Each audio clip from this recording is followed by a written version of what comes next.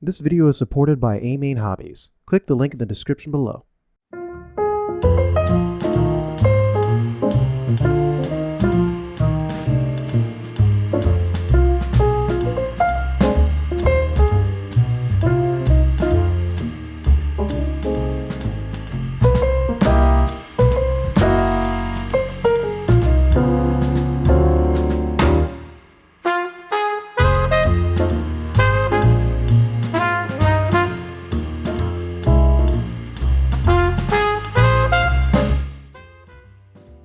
Originally, this wasn't going to be a series, and I was only going to go over my experience running the regional race.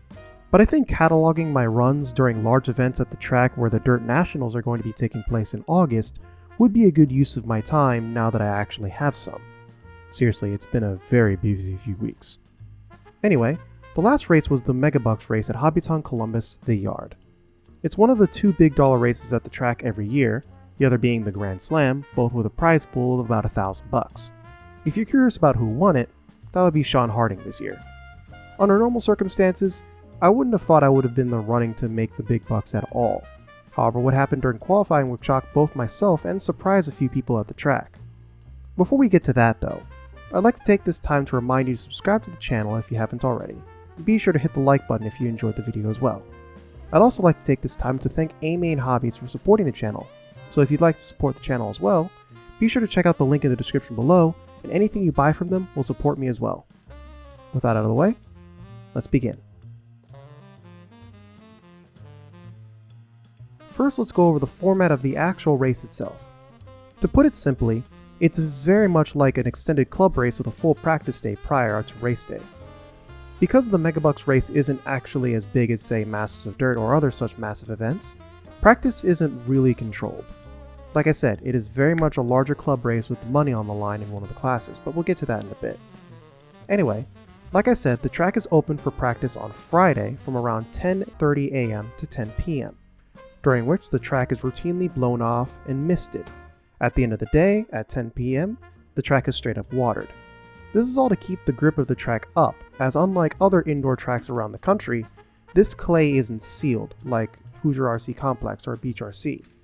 I mentioned this in my previous On the Road to Nationals video, but it really needs to be mentioned again as it is very important. Another thing that's important is tire preparation. When I arrived, I had these tires right here for my two-wheel drive mod buggy. As you can see, these tires weren't properly prepped, especially the rears where the sidewalls have pretty much been torn to pieces by a firm sanding paddle. The front tires on the other hand weren't bad rubber-wise, but the foams on the inside were completely done. As you can see, there's a very big pocket of air between where the foams end and the rubber begins.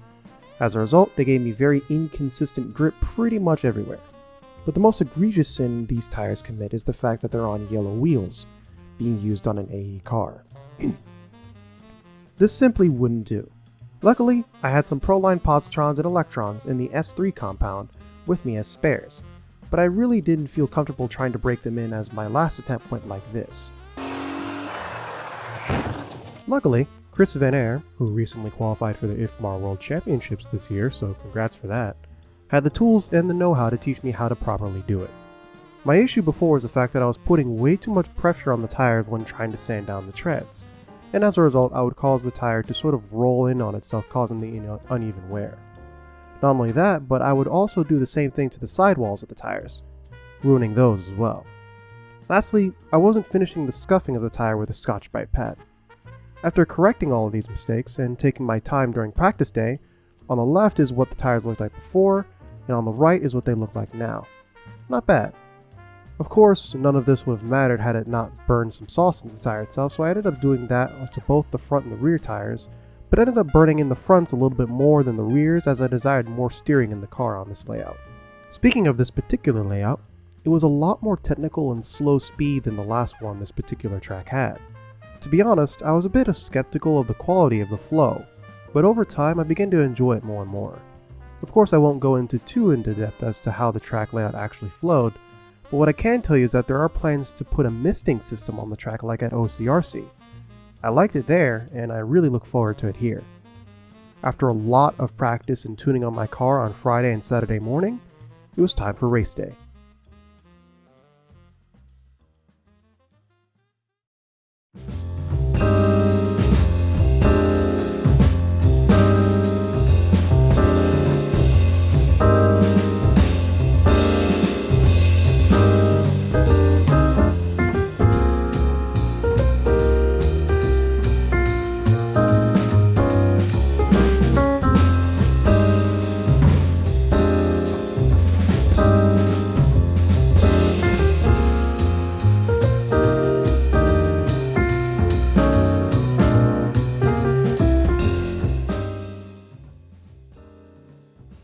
Before we get into the big boy class, let's talk about the slightly smaller but still big boy, faster class 4-wheel drive mod buggy, or wheeler as it were. Now going back to the layout, it's not really well suited to having a really heavy mod motor like the last one was. Even though 17.5 stock 2-wheel drive buggy struggled over some jumps, a 13.5 4-wheel drive buggy had just enough power not to have to worry too much. As a result, the TQ for the 4-wheel drive mod buggy class was a 13.5 stock wheeler being driven by Hunter King. This is something I really struggled to adapt to initially with my big boy 6.5 turn motor, before I just said screw it and turned the throttle down to 60%, both because I didn't really have a safe spot to open it up all the way, and because it really was, well, too much for me. Even then, I had plenty of power to clear all of the features consistently if I wasn't eating glue on the driver's stand. However, the real issue I had with 4-wheel drive was this. Traction rolling was a huge issue on this track with my 4-wheel drive buggy for two reasons. First was the fact that the track had a lot of traction, but second and probably more important was my tire choice. When the traction is up at the yard, the best tire to use will be, as I've learned, an S3 compound Proline slick tire that has been scuffed down and broken in with traction compound multiple times. The tire choices from other brands that are usually used here include but are not limited to Aqua, Green, and I think Silvers from J Concepts, Gumball tires from Raw Speed, and a soft compound slick from AKA. Even though there are many more tires out there that work for this track under different conditions or even the same ones, I know these tires that I listed are ones that work well at the yard most of the time. With that being said, the tires that I used at this event for my wheeler were these. These are Proline Shadows in the S4 compound, so a little bit softer than the S3s I had on my 2-wheel drive. Problem was, I didn't need the extra grip from softer tires on a car that already by default had more mechanical grip than my 2-wheel drive. As a result, even after playing with hub height and roll center, I still had issues rolling over in high-speed corners. Luckily, after changing the shock oil from last time I was on the track, it was much more stable over bumps and jumps. Trust me, the stock shock setup with the 30 weight oil is not ideal for here. If you want to know what setup I'm running now, I wouldn't bother copying my full 4-wheel drive setup as I wasn't exactly stellar, but I will give you my fluid setup as I think that'll put you in a general ballpark. For shock fluid, I'm running 37.5 in the front and 32.5 in the rear. For diff fluids, I'm running 15K in the front, 500K in the center, and 10K in the rear. This should at least point you in the right direction if you're running this car on an indoor track.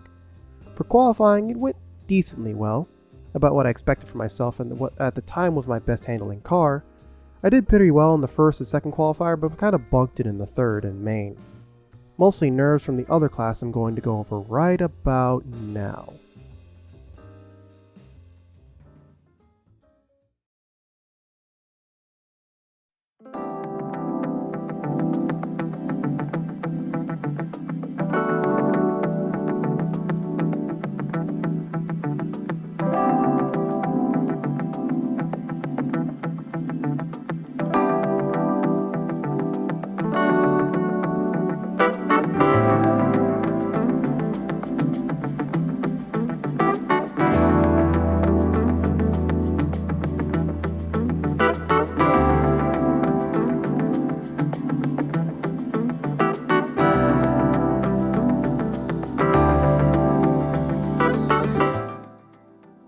Before we begin this journey of pain, triumph, and more pain, I need to mention the fact that actual hard cash was on the line for this class, around about $700 for first place of 2-wheel drive mod. Of course, initially I had no intention of being able to make it even to the top 5, let alone first place, and during practice, that seemed to be the case for the most part, as my car liked to spin out pretty much any time I went near the throttle and or brakes. Eventually, I remembered something very important. I hadn't rebuilt the differential since 2022 at Masters of Dirt in October. I promptly rebuilt the diff with fresh grease, broke it in, and was back out on the track. By this point, after all the work I put in with the shock package, diff rebuild, and tire preparation, finally the car was handling exactly how I wanted it to, so long as I stayed in the invisible groove. By the time this happened though, it was time for qualifiers. My first qualifier went about average, which is still very good considering the competition at this race. Then qualifier 2 came up. I don't know what it was. maybe an overdose of Powerade, or maybe it was the lack of expectations for myself in the Premier class. But everything just seemed to, well, work. Even though I wasn't fast in my lap times, I was consistent and fast enough to finish second in qualifying for round 2, 2 seconds behind first place. After this, I got off the driver's stand and proceeded to marshal. After that, I went to look at my results and knew I did well, but not that well. After that, I knew my car was locked in and I just needed to make it happen on the main. I went into the third qualifier with my head held high and managed a not as good but still good enough run to snag a spot in third place overall in qualifying, and by extension starting position for the main. How did the main go? Well, it went something like this.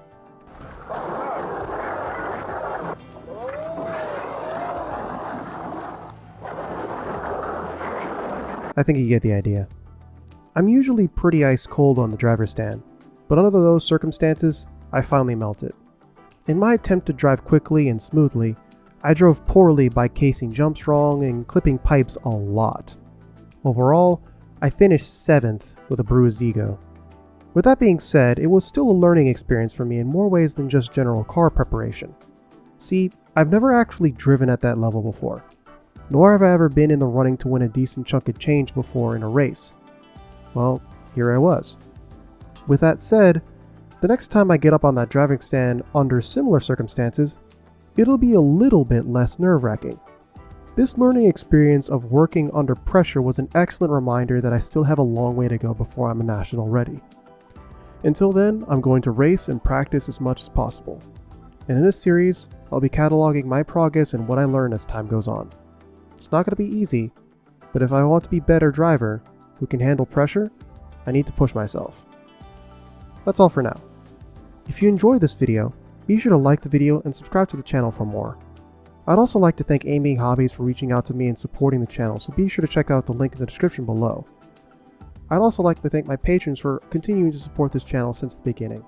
You guys have really helped me out. Speaking of which, I'd like to thank my patrons Michael Williams, RC World Discord server, Casey Nix, Ben Reeves, Dave Armstrong, Joe Jenkins, Rob Bedingfield, Caden Merks, Ron Chang, Ian Petrie, Keith McDonald, and especially Morrison Watt. Thanks for watching, and I'll see you next time.